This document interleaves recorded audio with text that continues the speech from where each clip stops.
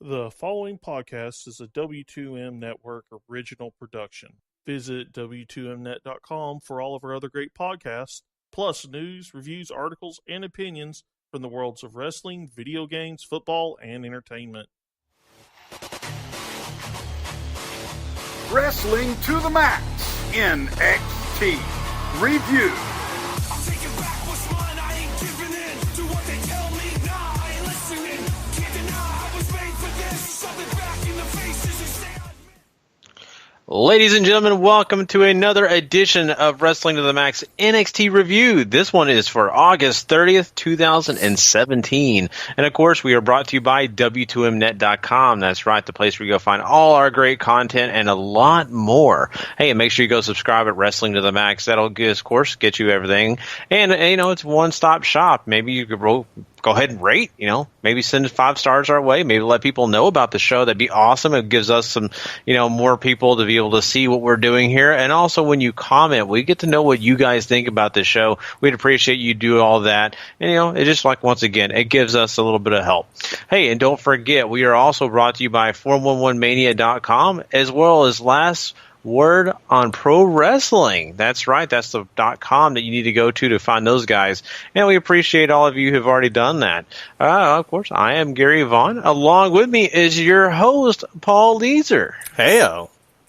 And Paul, we are in for another edition of NXT that I'm kind of excited about talking about because we're getting some progression. We're kind of moving past, TakeOver Brooklyn 3 and all that. So this is kind of the beginning, if you will say.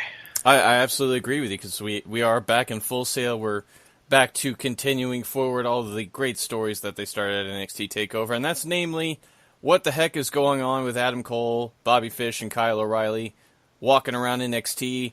And we don't have to wait long because we open up to a scene of Sanity and a bunch of security guards all laid out in the back of the building. If I remember correctly, Alexander Wolf is laid out in front of a van or something like that. And the camera kind of catches Cole and O'Reilly and Fish walking off into the dark and maybe going to some of what feels like the seedier elements, maybe a Full Sail University, even though it's on a college campus. That seedy is not the word at all, but it certainly feels that way. I thought that was kind of cool. I think it's very cool. And, once again, it makes a huge statement to me, right? I mean, I don't know what they're calling this faction. I don't know if you've heard anything or any name for them besides, Team Ring of Honor, which is not going to happen. But anyway, my point being, they go and attack the biggest dogs in the yard, at least when it comes to the faction business in NXT.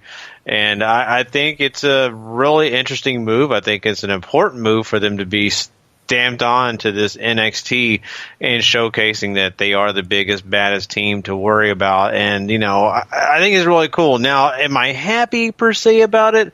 I'll be honest with you, Paul, not really completely excited about the fact that Sanity doesn't look strong here. And they are all laid out by let's be honest, 3 guys that aren't exactly the biggest guys, right? These guys, I don't know. They're not exactly the biggest muscle-bound guys on the roster in basically any wrestling promotion, but still, I think the intelligent part comes into play. They outsmarted Sanity and made this happen. But I kind of worry, Paul. We've talked about this in the past with Sanity. They're very much a roller coaster. They're either really awesome or they're really down in the dumps. Mm-hmm. It's kind of that path they continue on. Yeah, they're not. They're never leveled out, right? They're either super super strong, like Gary was talking about when they first showed up, or whenever they were, in the midst of feuding with Ty Dillinger, very much a low point for them because they lost literally all the time. So I didn't mind this so much. You have the new guys that you're trying to make look like they're going to be a big factor. I think everybody knows Sanity is a big factor in NXT, and them sort of jumping in on this. One continues what they started in NXT, right, with Bobby Fish and Kyle O'Reilly attacking those gentlemen after they won the titles. And it also sort of almost paints a picture that maybe this is going to be like almost a sort of pseudo-invasion storyline where Adam Cole and reDRagon essentially aren't going to really care whether you're a good guy or a bad guy or a middle guy or the guy or whatever kind of guy you want to be, they're going to beat you up if you're not on their side.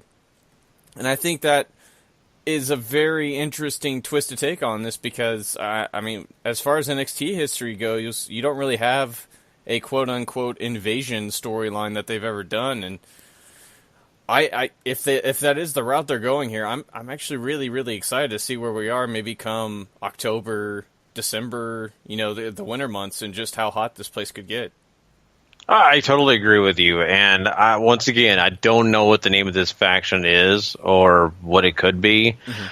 I know, once again, I joke, but they're not going to call it Ring of Honor or anything. They're going to kind of, they may poke at it a little bit. I could see them saying something about, the ring, or maybe call it, the honor or something, that way that they kind of poke at Ring of Honor, but not at the same time do it with, basically spelling it out.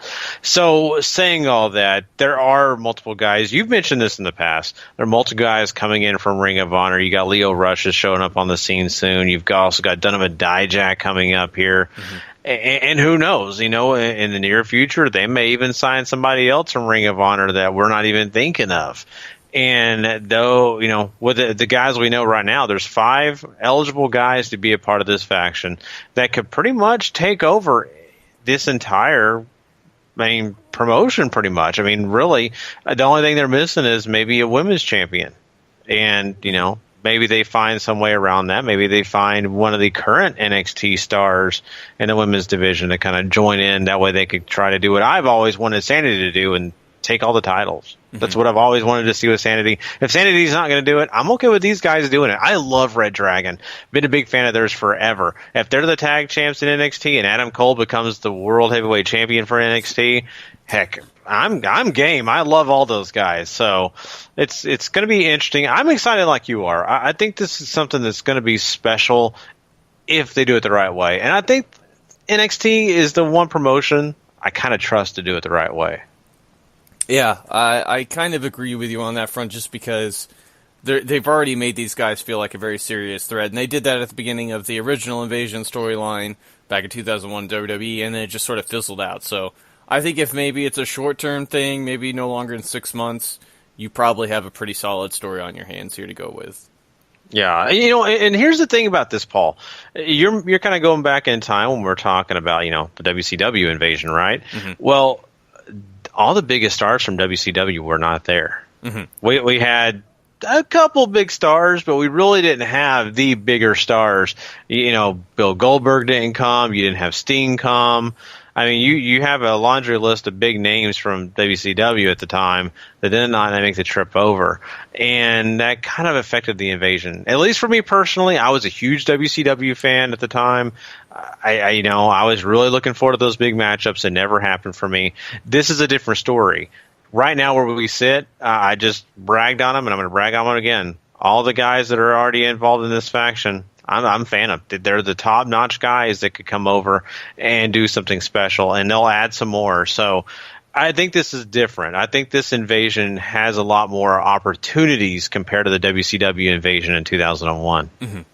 Yeah, I think you're right on point. And there's another guy we could even end the conversation here who's in the next segment, easy enough for me to say. Drew McIntyre comes out. He is, of course, your new NXT champion.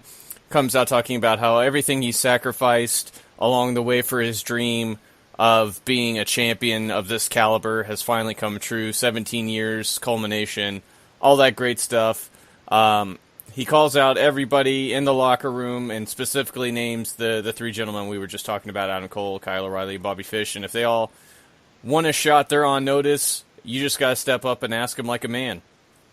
And this brings out Roderick Strong, who is dressed to fight, of course, because tonight he's having that big match with Bobby Roode. And Roddy basically steps up, says, hey, man, after I finish off Bobby Roode tonight, I want to fight you. And I'm doing this exactly like you just spelled it out. And McIntyre loves it. And this very well could be a TakeOver main event down the road. And I might jump to the end here just so we can talk about all of this in one go. Bobby Roode, Roderick Strong, one-on-one. First off, this match gets a lot of time. They go almost 16 minutes.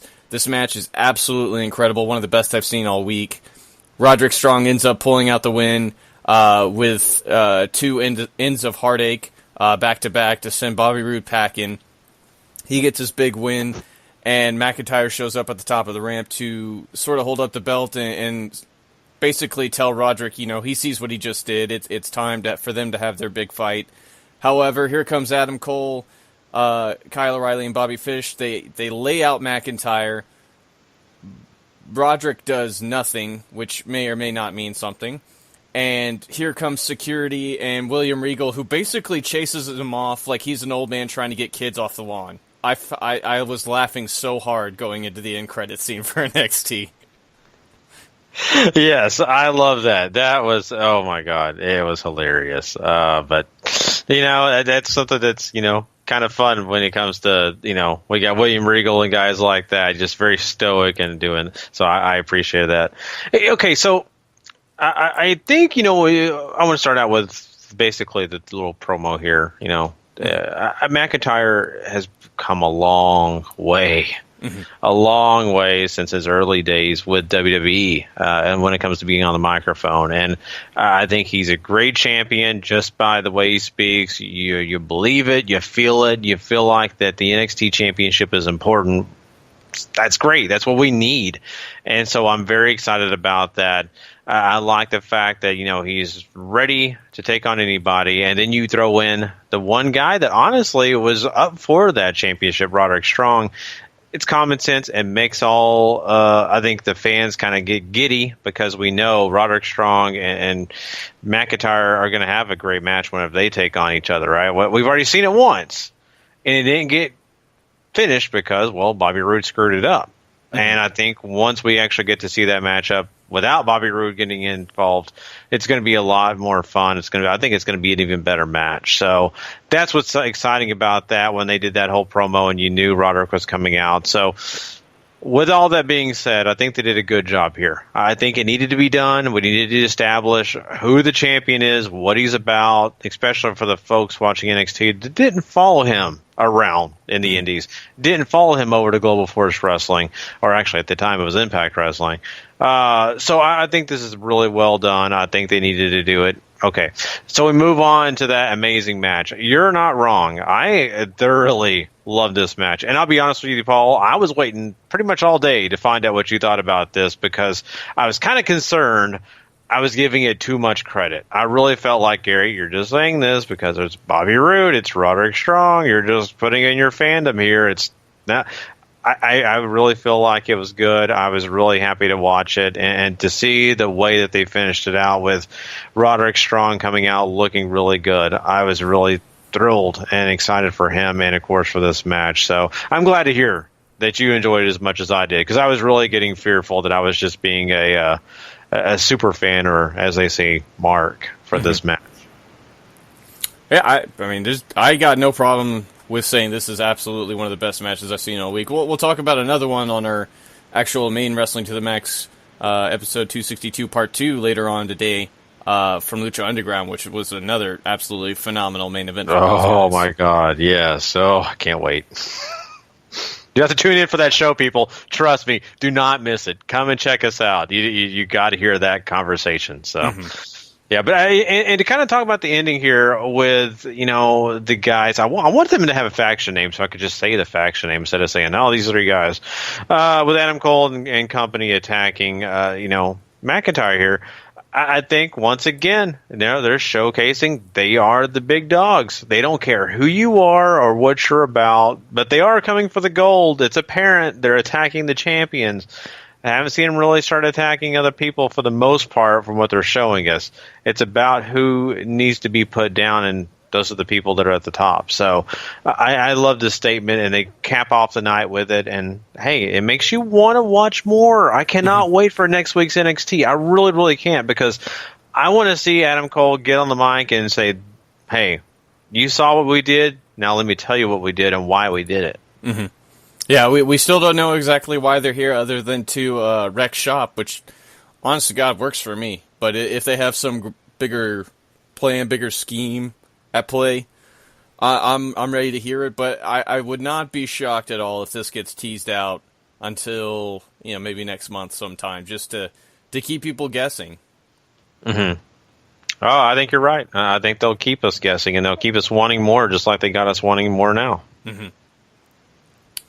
So cutting back to the start of the show here, Mauro Ranallo addresses Asuka's injury once again and says she's going to be on NXT next week to give an update on her future. We already know what that's going to be, but now we get to actually see it, which I'm kind of excited to see how all that goes down. And then that leads us into Ruby Riot taking on Peyton Royce, who of course has been feuding with the iconic duo over basically just being in the background of their makeup tutorial video, which they did not approve of. And since then, Ruby Riot, of course, has beaten Billie Kay, and that's led to this match. And what we get here is really one heck of an encounter, if you ask me. Everything looked great here.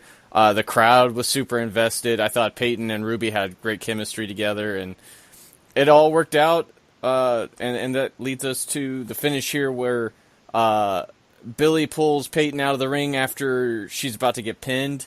Ruby ends up diving on both of them, and this sort of leads to a bit of a distraction on Peyton's part, so Billie can just absolutely floor Ruby with one of the biggest Yakuza kicks I think I've ever seen in my life, and rolls her back in. Royce hits the fisherman suplex, and that's all she wrote.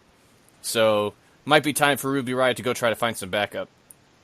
I think so. It's apparent the iconic duo are too much to handle, and I think it's apparent. And of course, even on the mic, they're too much to handle at times. They're funny, and honestly, they're very entertaining. I wasn't using that as a negative. That's more of a positive, because honestly, probably the most charismatic I think that we have in that division.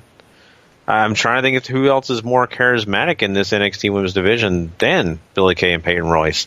So that's what's great about it, and I really appreciated the way this match unfolded, because for a long time there, you really had that feeling that, Ruby Riot's got this in control, and she's going to take this and, make them, be angry and come back and try to attack her again. And it's not the way it worked out. It's just, once again, like you said, it's apparent that she's going to need that second person, that backup, and I'm really curious who that's going to be. I think there's a decent list of people that they could be, but I'm really curious who they're going to choose for that role. But I'm enjoying this. I think the iconic duo are doing something that honestly may not be very hard to write. This is kind of the classic bullies versus, artist, or, it's kind of like an 80s movie or something, right? The big bullies are beating up on or are picking on the person who's kind of goth or just dresses a different way. And it's something so simple, but it's still entertaining and very interesting, and you're getting good matches out of it too. So I can't complain about any of this, Paul. I'm sorry. There's nothing really to say it's terrible or bad, and it's good. And now I'm not also pushing it to the moon and saying this is the best thing I've seen, in years. But it's a good story, and overall, it's very well rounded. Yeah, it's a very enjoyable storyline. It's simple, which is part of the charm. The iconic duo are great. I just kind of wish we might hear from Ruby sooner or later. And obviously, with this loss, I'm assuming that's in the works as she attempts to find a tag team partner, maybe to go toe-to-toe with the iconic duo in a tag team match, or just somebody to watch her back. So, interesting stuff there. William Regal is backstage talking about the attack on Sanity. Cassius Ohno shows up, and he wants another match with Itami. And Regal says, you know what, you can have him next week. And Cassius is like, great, but I want it to be no DQ. And Regal's like, all right, go out there and kill each other for all I care. So... and then we get a Heavy Machinery video package that leads into them squashing two dudes. And basically, I didn't find the squash particularly great. I didn't find it bad. It was just what it was. And I like Heavy Machinery. I kind of want to see him in a tag team feud, but if Dusty Rhodes Classic is around the corner for NXT, then maybe you just keep building up tag teams so that way you have some extra horses in the race to get behind outside of maybe Sanity or reDRagon, or if the AOP is still around, those guys, or however this is going to work out. Yeah, and you're right. If they are building towards that, it's definitely an important time for them to start doing that. I think, this match is what you need. You just need to go out there and see Heavy Machinery. That's all they got to do. It's what they need to do. I'm very entertained by Heavy Machinery. I think that some of the things that they do in the ring are kind of funny. They're kind of exciting. We talk about this all the time. They just remind me of an 80s throwback, and they're hilarious. But also at the same time, they're just a well-oiled machine, I feel like. I think that they've gotten down this chemistry pretty well between them, and it feels like something that, I honestly feel like could go really far in a tournament, or just really far, at least for the chase for the tag title. So I'm thrilled about the Heavy Machinery. I really think that this match was just a way to put a little shine on him, make him look good, keep people interested, and make sure people don't forget him. So I'm happy with all that, overall. But yeah, this was just a squash, pretty much all. I do want to kind of quickly mention here, I think that Hideo Itami is, one of those guys that I'm really kind of curious still how he will evolve, how we're going to see him come up here, and how he's going to react, especially, after coming off a big loss like he did against Black. But I think, we're still going to get some good things out of him. And I definitely think when, he faces, I'm trying to think of his name. I want to call him Chris Hero, and it's not his name. Cassius Ohno. Cassius Ohno, thank you. I don't know why. Sometimes I get so confused between those names. Chris Hero is such a better name. Cassius Ohno, in that whole situation, it got kind of weird. It got, to me, to be a little corny, and it was never really strong. I think now that we've had a break from it, I feel like it could get good. I feel like that they can come back into this a little fresher and throw a little bit more salt on the wound and really make us care. I think this is the perfect opportunity. I think Cassius Ohno and him are just going to have some, pretty awesome matches. I don't think it's just going to be one. I think they're going to have multiple. And I think it's going to be something that it's just so much more better than we saw before. I think that maybe little time away has made our hearts grow fonder of what this could be. So I'm looking forward to it. I maybe, a month ago you'd have told me that I was looking forward to it. You're crazy. There's no way. I hated it. It was kind of something I just never wanted to talk about, really. But now I kind of have a little bit more, I guess, positive outlook on that whole feud. I've been interested in this the entire time. I wouldn't call it compelling television, but just the idea of these two hooking it up in the ring always just sort of kept me wanting to see what was going to happen. And now maybe in an NXT weekly main event in a no DQ setting, they might get a lot of time and they're able to tell a great story and have this great match. And it's really something both guys need at this point. Hideo has taken some big losses. Ohno, I still think, is really trying to get out of the starting blocks because, he came out and instantly challenged for the NXT title against Bobby Roode, and that didn't go well for him, and it's just sort of been wait and see almost with Cassius every week. So seeing how this plays out next week could be very, very interesting. I'm ready. I want to see it. I want them to prove me wrong about my opinions about some of the stuff I didn't care for. I know you've definitely talked about how you're okay with it, but some of the stuff I personally just was not a fan of. So I want them to prove me wrong. Yeah, me too. I want them to prove everybody wrong. So we cut backstage to our last segment here. We really have to talk about Lars Sullivan meets with William Regal after we get some highlights of what Lars did to No Way Jose at TakeOver. And Regal says, you know what? You went through 3 guys in your attempt to make a tag team. So next week you're going to face 3 men in a handicap match. And Lars looks initially a little angry and then just sort of turns around and starts smiling. So prepare 3 body bags for next week, Gary. We might need them. Yeah, I definitely think you're right. Yeah. And I don't think you need to call CSI or anyone else. NCIS, you guys can stay at home. It's going to be very clear and apparent who the victims are going to be. And it won't be anybody we know their names. Exactly. So their names will be stated at the beginning, and that's the last you'll hear from them for a while. So, but yes, the assailant, I think you're going to love. I love him. Lars is one of those guys. He's just such a powerhouse. Now, I want to make this comment to you, Paul, and I really never thought about it. Really, I guess never paid attention. I don't know how big William Regal is, but it kind of undersold a little bit of Lars to me, because when I saw him standing up to William Regal next to him, face to face, I was like, wow, he's not very much taller than William Regal. And they didn't look much more jacked or anything. I don't know. I thought it was kind of funny, but William Regal is also not a tiny guy. I mean, he is a former wrestler. So we're talking about an athlete. And William Regal's in great shape too, I'm sure. So needless to say, I was a little bit taken aback from that. I was like, wow, this guy is not as tall as I think, when I see him on, regular episodes of NXT out in the ring, I look at him like he's like 7.5, 7'4" or something like that. And he's really not that tall. Mm-hmm. Lars is billed at 6'3" height wise. And the thing that's impressive about Lars to me is just his size, not height, width, and muscle and all that other great stuff. William Regal, according to Cage Match, is 6'2", so not a ton of height difference there as far as, I guess, what's billed. But for me, Lars is just a scary, scary human being to look at, even if he's not 12 feet tall, Trust me, if I saw that guy somewhere, anywhere, I would be nervous. I ain't talking. I'm going to be honest with you. Yeah. I'd just be like, hi, sir. Yes, what would you like? I'll take care of it. Don't hurt, So next time he's at Barnes & Noble, he knows how to get a free book out of me. Yeah. No need to shake hands either. I like my hands where they are. Yes.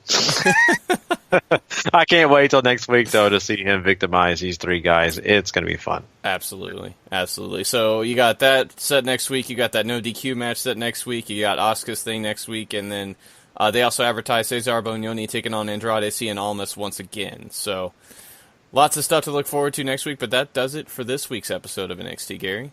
Yeah, for sure. And until we get a chance to talk about that amazing show that they have set up for us next week, we are done. And once again, hey, to go find all our great content, once again, don't forget to go search out Wrestling to the Max wherever you get your podcast from. Maybe it's YouTube, heck, maybe it's Apple Podcasts or any other place. Go rate, review, and subscribe. It just, once again, helps us out, lets people see us, and, of course, we get to see your feedback on what you think about the show. All that great stuff. Mm-hmm. Of course, once again, many props and thank yous to Formula1Mania.com as well as LastWordOnProWrestling.com. We appreciate both of them. They help us out and, of course, share the message along with us. So there you go. Paul and I mentioned earlier, our normal episodes of Wrestling to the Max are also out there for you guys to go find. Of course, the one we'll be recording tonight, which will be available Friday morning on the download for you guys, is episode 262, part 2. We're going to have a lot of fun on that show. We've got some wrestling news to talk about that's going to be really good. Plus, we are also getting into some Lucha Underground stuff that's amazing, as well as talking Global Force Wrestling Impact. So, great stuff coming your way from all of that. And, until next time, guys, we will see you guys down the road. Have a good one, everybody. The following podcast is a W2M Network original production. Visit W2Mnet.com for all of our other great podcasts, plus news, reviews, articles, and opinions from the worlds of wrestling, video games, football, and entertainment.